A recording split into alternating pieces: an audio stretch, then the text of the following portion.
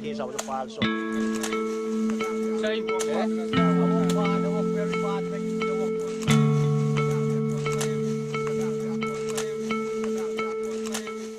In January 2016, the government of Guyana and the Guyana Sugar Corporation announced the closure of one of two remaining Demerara estates, the Wales estate. A press release from the government cited poor performance at Wales and pointed to the perilous state of the sugar industry.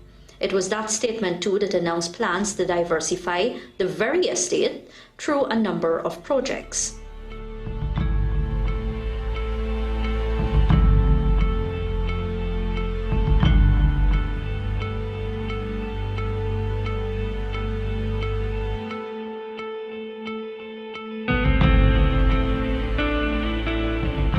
Hundreds of acres of sugar fields and an ailing factory sitting on the west bank of Demerara identify as the Wales Sugar Estate, home to thousands of Guyanese, 1,700 of them who are employed directly in the sugar industry and at Wales. The news of the estate's closure and plans to diversify came as a shock to many harvesters, farmers, their families, and hundreds of service providers. In October, it was Gaisuco's Chief Executive Officer, Harold Hanuman, who explained the impact of workers' wages and salaries on their communities. Over the decades, Gaisuco has been one of the main contributors, generators of cash flow in the communities through its wages, its salaries, its support of businesses, directly and indirectly. In recent times, sugar production at Wales Sugar Estate have not been up to par. Workers boasts that the estate saw its best production in the 1980s and the 1990s, when it produced more than 30,000 tons of sugar. The decline in sugar production has not been limited to Wales. The industry has been on the receiving end of several blows over the decades, among them the lack of investment, abolition of the European Union sugar production quotas, decline in sugar prices, weather and labour challenges. Wales Estate, nonetheless, contributed significantly to the annual total sugar production over the years. Take the period 2002, 2003, 2004, the average production at Wales was 32,000 tons of sugar. And the production around now, both crop is around 18,000 tons. Farmers produce about 50% of the cane. And so the estate itself just produced the other 50%. So you have all the possibilities, you have the land. You don't have a shortage of workers at Wales. Koma Chand is president of the Guyana Agriculture and General Workers Union. To the 1,700 workers at Wales, these figures are more than just numbers. It's their livelihood. Dio Paul worked at Wales since 1992. He's a cane harvester. At 50 years of age, he ponders his next move. When the estate closed, you got no plans, you're going to go and see for jobs or mills. Dio Paul's story is similar to many of his co-workers who spend many days toiling in the fields during harvesting. This area would totally close down. People would have to think about leaving. The news of the ending of sugar cultivation at Wales was unexpected, but some of the workers had opted for severance as the Sugar Corporation announced an option to move workers to the Ivelet estate located on the west coast of Demerara. When we met the workers, more than 90 of their colleagues had opted to take severance packages. Some of the workers were pondering this option. If they decide to close on the estate, we want we severance pay. If they're still closing it, we need we severance pay because we don't want to go to the estate. You employ Wales estate and go far from my plot, and I don't want to go to the estate.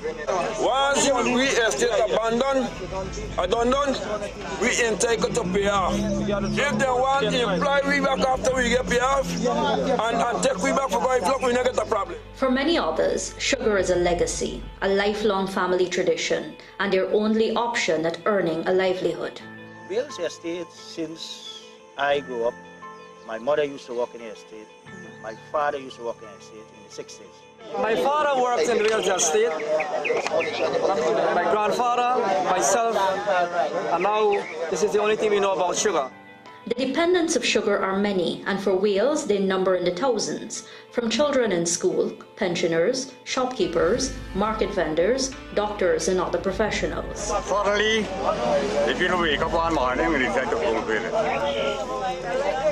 Now, when you close the estate, not only those who are directly working there will be affected. They are other dependents, the business people, the taxi, the vendors, and what have you, the farmers inclusive. 1,700 workers, if you multiply by 3 children at home, I just put a use figure, it could be 5,100 people will be affected. And the community-wise, about 40,000 got affected. What business, who business, what cannot do business because of the closure. Fridays are Wales' market busiest days. It is the day sugar workers line outside the Sugar Corporation's office for their wages. Those wages would quickly make their way into keeping the community alive, passing from the hands of housewives to market vendors. Vendors come from all over the country to ply their trade at Wales. They sell from vegetables and groceries to clothing and electronics. Terence Morrison and his wife ply their trade at the market. They've been doing so for 2 decades. Chatur Prasad and Selbert Alexander both work in the sugar industry. They have retired, and to complement their pension, they occupy 2 stalls in the market. But this market, you don't buy 10 like this, you don't get paid for work. What do you get? Maybe because there will be a bookstore, right? And we can't sell anymore. For many of the vendors, they are prepared to close shop if Wales is no more. So if this estate closed, everything closed down.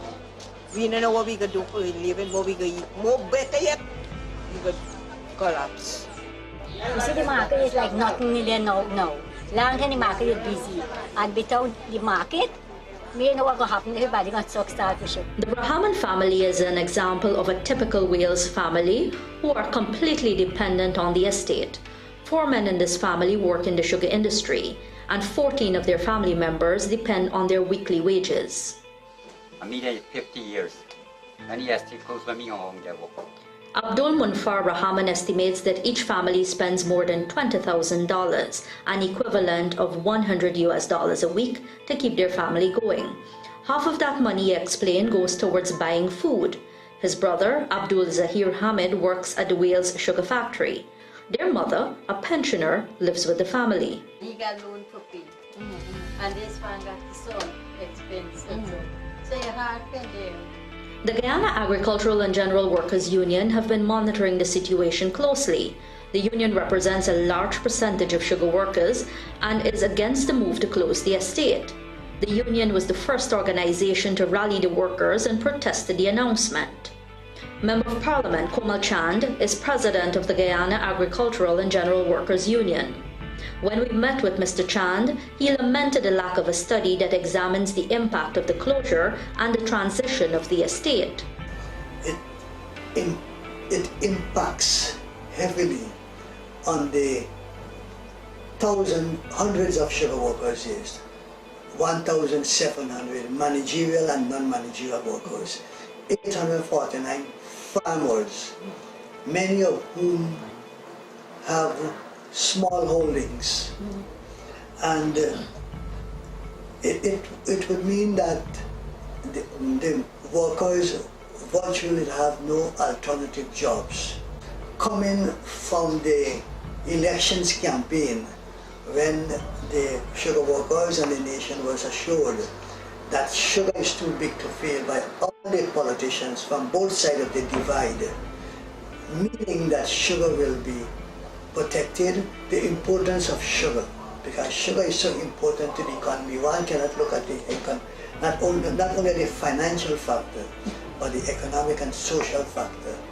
Many governments subsidize the sugar industry, the United States of America, Brazil, Thailand, India, and many small countries. Those agricultural enterprises that mean so much to the people and the economy, they subsidize. Mr. Chand estimates that some $2 billion are paid to sugar workers annually. The removal of that money could be detrimental to all communities dependent on the industry. It will be very devastating when this whole thing is felt, the whole closure is felt. In January, the Guyana Sugar Corporation, in its release, said that it would be too costly to refurbish and maintain the Wales factory in a state.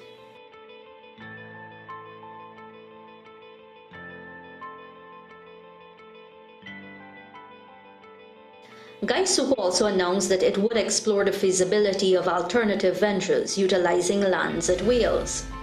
We are about to embark on a pilot project to cultivate roughly 480 acres of seed paddy. Gaisuku's CEO, Harold Hanuman, in October, when he spoke at a University of Guyana forum held under the title Gaisuku Transitioning into a Resilient Business.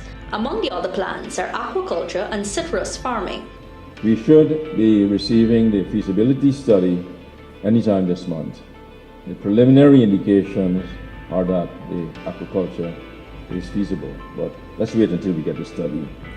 In addition to this, the Minister of Agriculture has established a task force, and this task force was charged with looking at the feasibility of a variety of diversified activities. There is very little public information on these plans, and many of the sugar workers we spoke with are skeptical about them. We've been hearing about planting rice and citrus and so many things, and people are getting frustrated, right? Many families, their children, and people who depend on them, they're going to suffer a lot. They told us that they would diversify from the 1st of October. Subsequently, I see a little land preparation have been done. They said by October, the Minister of Agriculture, Mr. Holder, is on record to have said by October one of the ventures will be in place. There is nothing of this sort. They are now tilling some land which they hope to grow rice, and they said it will be on an experimental basis. GAU's president, Mr. Chand, explained that he believes that prime sugarcane lands would be used for these projects. He fears too that it will not create the needed volume of employment. They will employ a small number of people. It's not labor intensive. Now, since independence, we have remained very dependent on sugar, on rice, and other businesses. We have not done anything to move away from some of these crops like sugar. A commission of inquiry into the state of the industry was launched in 2016, and in its final report did not recommend the closure of any of the sugar estates. The announcement to close Wales and plans to diversify its lands had stalwarts of the industry like Mr. Chand questioning the corporation's reasoning or lack thereof. Sugar is going through a bad patch at this period of time. There is no doubt about that. It had happened in all the years of the history of sugar. The Commission of Inquiry that was set up by the government made a number of recommendations. Mr. Chan told us that he felt that the corporation didn't act on the recommendations made by the Commission of Inquiry. Wales estate closure is one where they flout, ignore, disregard the Commission of Inquiry report. The Commission of Inquiry said there should be no closure. There should be a study with respect to the West Demerara estate, that is Iflot and Wales. The union leader said that his organization stands behind plans to diversify the industry, but is adamant that workers must not pay the ultimate price of change. We import in the Caribbean over 200,000 tons of refined sugar, and we have a market there for that quantity. We talk about we could do the study, we could put up a proposal, we will find funding between private and government to have the refinery. So you have the refinery, another distillery. We have one in Guyana, we have surplus molasses. We could have that. So we're talking about the diversification of sugar. Meanwhile, Wales workers feel that they have not been given a chance to defend their world of work. Some of the workers had an appeal. If you buy a house and the house leaking and you go inside where you do the house, you're not going to repair it. You cannot live in the house and the thing. So the government take over the estate with the opposition abandon them. He's supposed to repair it and make certain that you get work with people. Sometimes sugar take blow, sometimes it go up, sugar be up and down. But that still don't give you the right to say, well, look, I will close. We got to invest and see how invest into the industry that he could be able to cope with the situation. However, Gaisuco's Chief Executive Officer, Mr. Hanuman, has painted a grim picture of the sugar industry. A sharp feature of that picture is Gaisuco's debt. The 50 billion represents debt, real debt, that has to be paid and should be paid, should be serviced. The 30 million represents future debt in relation to the pensions of our employees. So those materialize as and when our employees retire. So if you want to say our real debt now, solid debt is approximately 50 billion, and there is approximately $30 billion in debt associated with future pensions. We're at maximum. We have for many years now been experiencing the greatest difficulty paying our creditors, paying our tax bills, paying our rates and taxes. If you ask most of the local authorities along the coast where you have Gaisuco Sugar Estates, they will tell you that for the longest while Gaisuco has not been paying its rates and taxes. If you check with the JRA, they will tell you for the longest while our Gaisuco owes property taxes and other taxes for many, many years. Mr. Hanuman explained that Gaisuco owes the Guyana Revenue Authority, the Commission of Lands and Survey for lease rentals, while it still has to maintain drainage and irrigation structures in many communities, and Gaisuco-run medical clinics, among other facilities. Gaisuco has been unable to do all of this on its own, and the government's subsidy to the industry has not gone unnoticed. The government subsidized the Sugar Corporation to the tune of $12 billion in 2015, and as of October 2016, the corporation benefited from $11 billion. Mr. Hanuman estimated that Gaisuco would need as much as $20 billion in subsidy in 2018. Back at Wales, while workers try to ascertain the next path, the management of the industry has not escaped their attention. We got to look from starting from the head, from management area. What caused the estate to reach in this state? We agree that yes, government used some of the money for building next industry, but negligence takes place from top right down to the bottom. There is still a wish that sugar returns to its rightful place.